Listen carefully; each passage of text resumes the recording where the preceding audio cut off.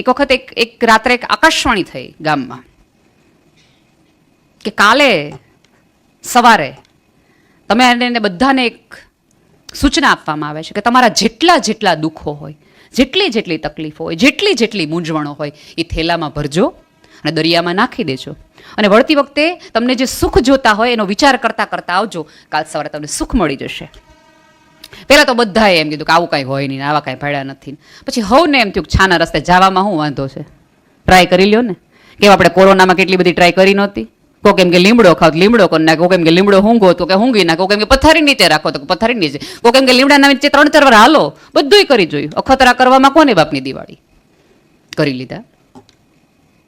એવી જ રીતે એ આખા ગામે નક્કી કર્યું કે આપણે નાખી આવી દુઃખને, હાલો ને એ બાને જાતું હોય તો. જે દુઃખો હતા બધાએ વિચાર્યું કોથળામાં ફેર્યા, કોથળો નાખી આવ્યા દરિયામાં. અને બધા એકબીજાને હામાં મળે એટલે આણે કર્યું.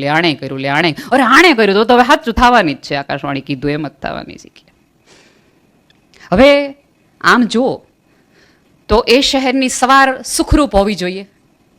ગામમાંથી બધા જ દુઃખ જતા રહ્યા હતા. સવારે ભાઈ પહેલા વહેલા ઉઠ્યા અને જોયું તો કે છતનો કલર બદલાઈ ગયો હતો, થોડીક ઊંચી થઈ ગઈ હતી. રૂમ થોડોક મોટો થઈ ગયો હતો. પડદા જેવા જોતા હતા એવા જ ફ્લાવરવાળા આવી ગયા છે. તો કહ્યું હાચું પડ્યું, સટાક દઈને ભાઈ મજાથી હોઈશું. પોતે તે થોડાક દુબળા થઈ ગયા હતા, વાળ નહોતા, વાળ આવી ગયા હતા, સરસ મજાના લાગતા હતા.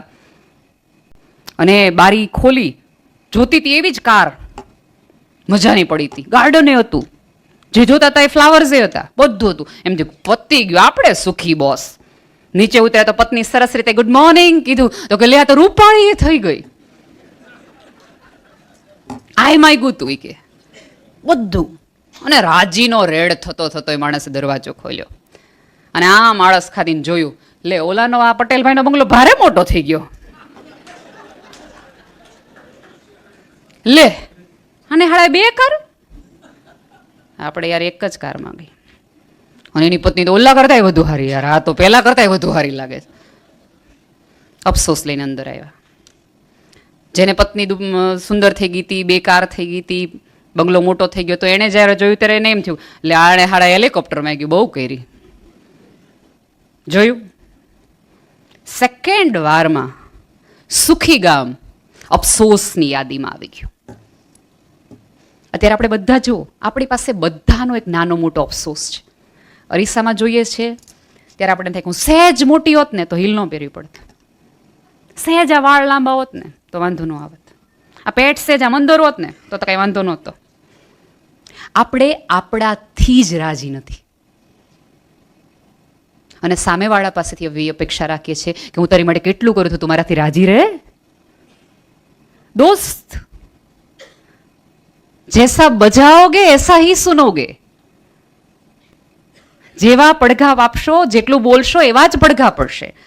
જ્યારે હું જ મારાથી રાજી ન હોય તો આ જગતની એક પણ વ્યક્તિ, એક પણ સંબંધ, પરિવારનો એક પણ વ્યક્તિ મારી સાથે રાજી ન રહે, કારણ કે મને મારી યારે મજા નથી આવતી.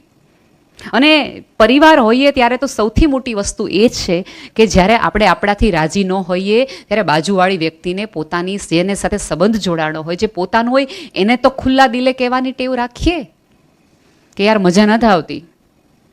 હમણાં આજકાલ હું બહુ ચીડાઈ જાઉં છું.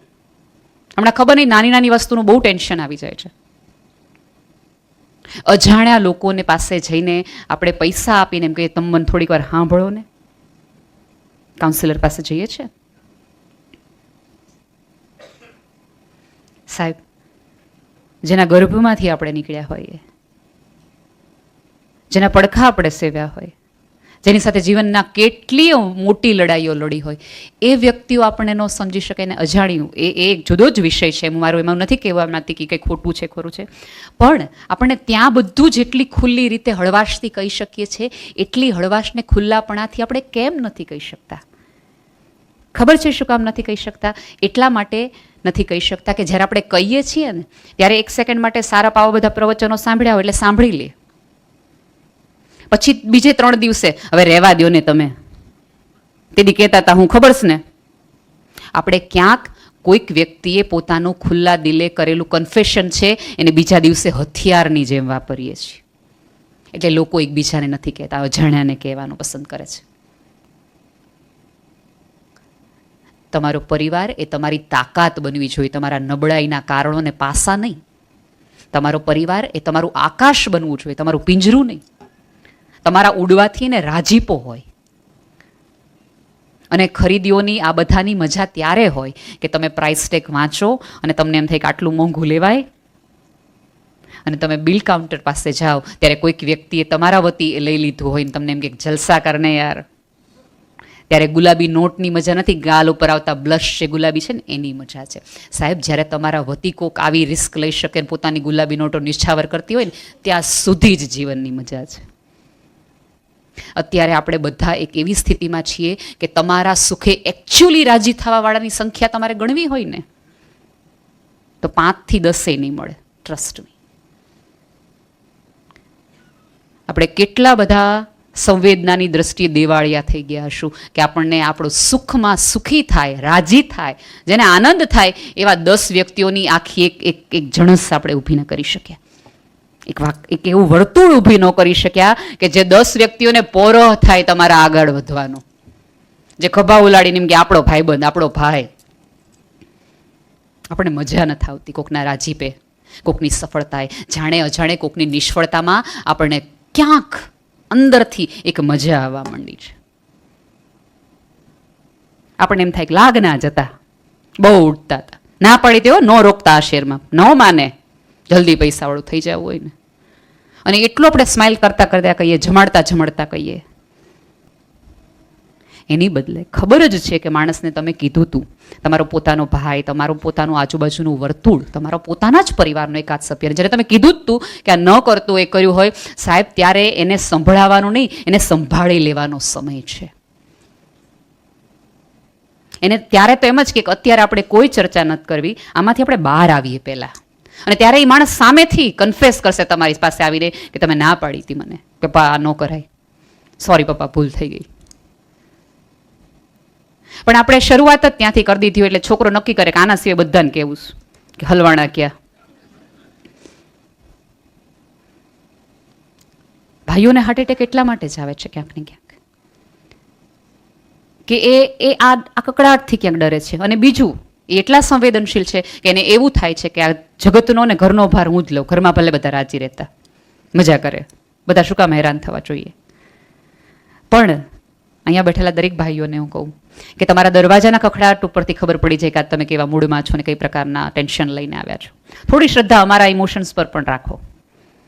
કદાચ 2 વાક્યો અમારા નીકળી જશે ખરાબ જે તમને નહીં ગમે. ટ્રસ્ટ મી, એ વાક્યો ક્યાંક તમારી ચિંતામાંથી આવતા હશે કે અમને ખબર છે કે કેટલી 20 તમે 100 કરીને અહીં સુધી પહોંચ્યા છે, એટલે ફરીવાર તમને તકલીફને મૂંઝવણમાં નથી જોવાને, એટલે ક્યાંકથી ઓલું નીકળી જાય છે કકડાટ. પણ એનો મતલબ એ નથી કે તમે એકબીજાની સામે છો, એકબીજાની સાથે જ છો એમ લેવાનું ને જોવાનું શરૂ કરો. થોડો પર્સ્પેક્ટિવ બદલાવાની જરૂર છે, બાકી કાંઈ જ જગતમાં જુદી વાત નથી. આપણે કેમ આટલા બધા લોકોથી મૂંઝાઈ જઈએ છીએ? આપણે કેમ એકબીજાને જોઈને મોઢા મરડવા માંડીએ છીએ? કેમ આપણે એકબીજાને જોઈને રસ્તા બદલે, આને ક્યાં યાર હામો મળે, બહુ કરી, આને નથી મળવું, આની યાર વાત નથી કરવી. એની બદલે ખાસ આજે કેમ કહેવાય ને ટેકનિક તરીકે જો જેમાં તમારી માટે તમને અણગમો થતો હોય ને જે કુટુંબના પરિવારના જે વ્યક્તિ માટે, એને સૌથી વધુ પહેલું મળવાનું શરૂ કરો. ત્યાંથી જ શરૂઆત કરો. એકચ્યુઅલી તમે તમારી જાત સાથે જો સાચું બોલતા હશો ને તો એ વ્યક્તિએ કાંઈ તમારું એવું નથી બગાડ્યું હતું. 2 વાક્યોની કદાચ આમથી આમ આપલે થઈ હશે. તમને જેવું અપેક્ષા હતી એ પ્રમાણે એ વ્યક્તિએ તમને હલો નહીં કર્યું હોય, તમને આવકાર નહીં આપ્યો હોય. હું તો માનું છું પહેલાના કરતાં અત્યારના માણસો વધુ સંવેદનશીલ ને સારા છે. પહેલા તો કેટલે ગળાકા ભરાય, ગમે એના રાજ્ય ઉપર ગમે વેચે, આપણે ગમે એવું અંબાણીને ઘર જઈશ ને કોઈ દી ભેગા કરી નક્કી કરીએ કે આજે આપણે પાડી દેવા. પહેલા તો એવું બધું હતું. કોકના રાજ્યમાં કોક જઈ આવે, કોકનો ખજાનો લૂંટી આવે, કોકની પત્નીને લઈ આવે, કેવા બધા પ્રકારના માણસો હતા. એ પ્રમાણે તો આપણે બધા સતયુગના લોકો કહેવાઈએ. એ વાત આપણે કોઈ પાપે નથી કરતા.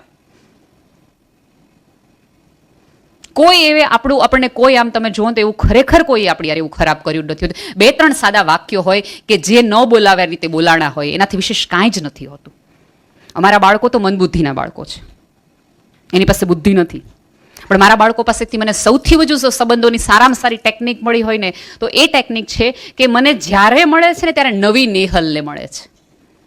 ગઈકાલે ગુસ્સાવાળી મૂડ ન હોય એવી ખીજાઈ ગયેલી નેહલ હોય તો બીજે દિવસે સવારે મળે ત્યારે મને પ્રેમથી હક કરીને જ મળે છે. એ જૂના ચશ્માથી મને ક્યારેય જોતા નથી. અને આપણે બધા પોતાના જીવનના સંબંધોના વર્તમાન કાળના સોલ્યુશન હંમેશા ભૂતકાળમાંથી ગોતીએ છીએ અને એ પ્રમાણે વલણ કરીએ છીએ. ફોર એક્ઝામ્પલ, અત્યારે તમે બધા ભેગા થાવ છો, આજે પર્યુષણનો છેલ્લો દિવસ હોય ને આવતા વર્ષે જ હવે તમે મળવાના હો, પહેલા દિવસે હોય, અને આજે કદાચ તમારા કોઈના ચપ્પલમાંથી આમથી આમ થોડી રકઝક થઈ હોય, તો બીજી વખતે નેક્સ્ટ પર્યુષણના પહેલા દિવસે બેન હામાં મળે તો આપણે કતરાઈએ જ તે, ગઈ વખતે કેવું મારા ચપ્પલનો ઘા કરી દીધો હતો. પણ એક બેને તમારા ચપ્પલને સાઈડમાં કર્યા, એટલી જ સરસ રીતે સાઈડમાં કર્યા, એ બેન તમને નહીં યાદ રહે. કેમ? સારપ ભૂલવાની ટેવ પડી મારા વાલા. કેમ? અને પાછા આપણે બધા જગતને એમ કે બી પોઝિટિવ. બ્લડ ગ્રુપ સિવાય તો હવે ખાસ કાંઈ વધ્યું નથી. રોજ સવારે અને એક બીજા જ પ્રકારના પોઝિટિવ, કાંઈ પણ થાય પોઝિટિવ રહેવાનું. પોઝિટિવ રહેવાનું. પોઝિટિવ રહેવાનો એનો અર્થ એવો નથી કે જગતમાં થતા તમામ અન્યાયો તકલીફોને એક્સેપ્ટ કરી લેવાના. તમારી પોઝિટિવિટી તમારી નપુસંગતામાંથી ન આવવી જોઈએ, તમારી સાર્થકતામાંથી આવવી જોઈએ, તમારી ક્ષમતામાંથી આવવી જોઈએ, તમારી આવડતમાંથી, તમારી સમજમાંથી આવવી જોઈએ. આપણે ત્યારે એવું ન કહી શકીએ કે પતિએ પત્નીને તમાચો મારી દીધો અને પછી આપણે એમ કહીએ તને સમજતો જ હોય, પ્રેમ કરવાનો, પ્રેમ જ કરતો બેન, પોઝિટિવ રહેવાનું.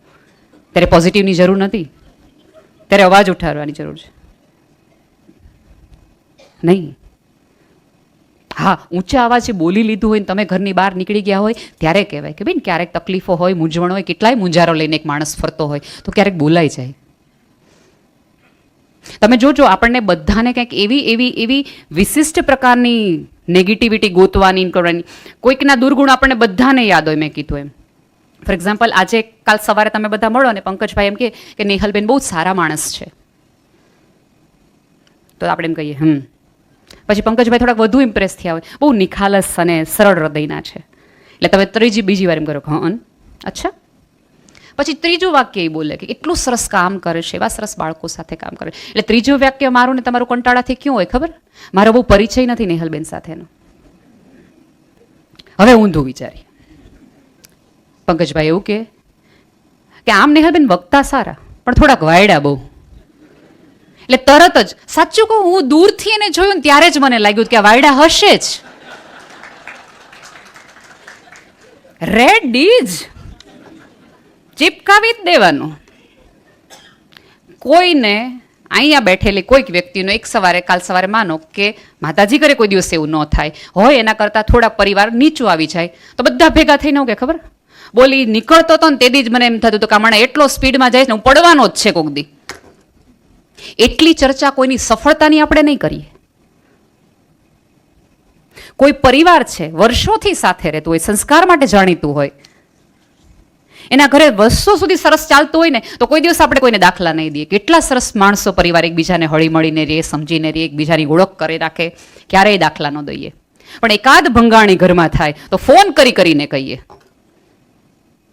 અહીંયા આમ થયું, અહીંયા આમ થયું. આ જગત આ માટે તો નથી જ. ઈશ્વરને ક્યાંક માણસ જાત ઉપર શ્રદ્ધા હતી ને એટલે બધી જ ઇન્દ્રિયો સાથે સૌથી વાલું સંતાન માણસ છે ઈશ્વરનું. દરેક પ્રાણીની અંદર થોડું થોડું ઓછું મૂક્યું, માણસ નામના પ્રાણીમાં બધું મૂક્યું, કારણ કે એને ખબર હતી કે હું બધે નહીં જઈ શકું એટલે હું માણસ બનાવું, આ આખી પૃથ્વીને સરસ રીતે સંભાળી શકશે, અને સૌથી વધુ બગાડ આણે કર્યો. સાહેબ, તમે તો એ સભ્યતામાંથી છો કે ન દેખાતા હોય એવા બેક્ટેરિયા માટે પણ સંવેદના રાખો છો, જેને તમે સજીવ ગણો છો. કોઈના જીવને દુભાવવું એ એક પાપ ગણે, એટલે તમારી સંવેદનાની કેવી ઊંચાઈ હશે. આવી જ એક સંવેદનાની ઊંચાઈ 10 વાગી ગયા છે, મને ખબર છે, મારે 10 વાગે છેલ્લી કથા કહીને હું પૂરી કરું, કારણ કે પાછું એમાંય તે આપણે જીવનું તો કરવાનું, ધ્યાન તો રાખવાનું. છેલ્લી મારી વાત કહીને પૂર્ણ કરું. એક આવું જ કોઈક જૈન દર્શનનો જેને વિચાર આવી ગયો હશે એવો માણસ, અમેરિકાનો, રીડર ડાયજેસ્ટનો આ જ કિસ્સો છે કે એને એવું થયું કે આ જગતનો દરેક સજીવ મારી આજુબાજુ છે, એની અંદર જીવ છે. આ ઈશ્વરની જ કૃતિ છે. એની સાથે સંવાદ રચવો જોઈએ, એની સાથે વાત કરવી જોઈએ, એની સાથે વિચાર કરવો જોઈએ. એટલે પોતાના ઘરેથી કે ઓફિસથી જતી વખતે જેટલા વૃક્ષ મળે તો વૃક્ષને હાથ ફેરવીને વાત કરે, કેટલા વર્ષથી તું અહીંયા ઊભો છો. વૃક્ષની બાજુમાં બીજું વૃક્ષ હોય, તમે તમારે એકબીજાને બને છે, તમે કેટલા વર્ષોથી ભાઈ બનશો. આવી એક માણસ સાથે કરતો હોય એમ વાત કરે, પોતાના પંખીઓ સાથે વાત કરે, પોતાના ગાર્ડનમાં રહેલા એક ફૂલ સાથે વાત કરે, પોતાના એક આજુબાજુ રહેતા નાના જીવ સાથે વાતો કરે. અને આખા ગામમાં એક અફવા ફેલાઈ ગઈ કે આ માણસનું છટકી ગયું છે. કોઈ ન દેખાતા હોય એની સાથે વાત કરે છે. સાહેબ, જે ન દેખાતા હોય એને ભાળી શકે એને જ આત્મજ્ઞાન કહેવાય. પણ જેને આત્મજ્ઞાન થયું છે એને તો આપણે જુદી જ કેટેગરીમાં મોકલીએ છીએ. પણ પત્નીને શ્રદ્ધા હતી કે ના, દીકરીએ એના મમ્મીને કીધું, મમ્મી તને ખબર છે પપ્પા ક્યારેક ગાર્ડનમાં બેસીને એકલા વાતો કરે છે, અને હમણાં તો એ રોજ એક દેડકાને પ્રેમ કરે છે. કે મમ્મી તને ડેડી પ્રેમ નથી કરતા? કે દેડકાને એવું કે તું કેવો સરસ છો. દેડકાને એવું પૂછે કે તું જમ્યો? પણ તારા ઘરનું શું થયું? ગઈકાલ રાત્રે બહુ વરસાદ આવ્યો હતો. અને પત્નીએ જોવે કે રસોઈ કરતી વખતે દાદરે બેઠા દેડકો, રોજ એ ભાઈ બેસે ને દેડકો ખોળામાં આવી જાય. દેડકાને પૂછે ગઈકાલે બહુ વરસાદ આવ્યો, પણ તને બહુ તકલીફ નહોતી પડી ને? આજ તું જમ્યો કે નહીં? તને કોઈ નવો ભાઈબંધ મળ્યો ને? તને કોઈ દેડકી સાથે પ્રેમ થયો કે નહીં? એટલે ત્યાંય હોય ને મનાવાને રીઝવવાના. તો આવી દેડકા સાથે સરસ મજાની ભાઈબંધી દોસ્તી થઈ ગઈ. અને આખા ઘરે સ્વીકાર લીધું પપ્પા અને દેડકા સાથે ભાઈબંધી છે, દેડકા સાથે ભાઈ છે. ભાઈનું અચાનક એક દિવસે મૃત્યુ થાય છે. ભાઈ જતા રહે છે પૃથ્વી પર. પછી તો કાંઈ સંવાદ કરવાનો સિલસિલો પૂરો થઈ જાય છે. એ ભાઈની પહેલી ડેથ એનિવર્સરી હોય છે. અને પતિ પત્ની, દીકરી અને માં, એ બંને એના પપ્પાની જે ઓલી કબર હોય ત્યાં ફૂલ મૂકવા જાય છે. અને જેવી ઓલી સ્ત્રી રડે છે ને, થટાક દઈને એલો દેડકો, એ જ દેડકો હશે એવું મારું કેવું નથી, પણ એક દેડકો ત્યાં આવીને બેસીને સ્ત્રીને જોવે છે. મૃત્યુ પછી પણ એ સંબંધ નિભાવે છે. એટલે ઓલી સ્ત્રી પોતાની દીકરીને એવું કહે છે, જોયું, જીવતા કોઈક સરસ રીતે મૈત્રી બાંધી હોય ને તો મૃત્યુ પછી એ સાથે ને પડખે ઊભી રહે. અને પછી એમાં એક વખત એક નવું વાક્ય ઉમેરાવડાવે છે કે અહીં દેડકાનો મિત્ર આરામ કરે છે. બસ પોતાની આજુબાજુના લોકો ને પોતાનો પરિવાર જ માનો. આમ તમે જુઓ તો આખો તમે એક પરિવારનું વિસ્તૃત સ્વરૂપ છો. એક વિચારધારા, એક એરિયા, એક જગતમાં કેટલા બધા જુદા જુદા લોકો આ પૃથ્વી પર છે. પણ ઈશ્વરે તમને કોઈક કારણ સાથે, અનુસંધાન સાથે, કોઈક લાગણીના વાત સાથે, કોઈક લેણાદેણી સાથે જોડ્યા છે. તો એ લેણાદેણી પૂરી કરો અને સુંદર રીતે નિભાવો. એકબીજાને પ્રેમ કરો, એકબીજાને સમજો. આ પૃથ્વી પરનો શ્રેષ્ઠ ધર્મ એકબીજાને પ્રેમ છે. અને આપણે આ પૃથ્વી પર પ્રેમ કરવા આવ્યા છીએ, ડખા કરવા નહીં. એકબીજાને સમજતા રહ્યો, સાંભળતા રહ્યો. કારણ કે આ જગતમાં સૌથી વધુ ભણકારાઓ અત્યારે પડે છે. કોક તો હોકારો દો. Thank you so much.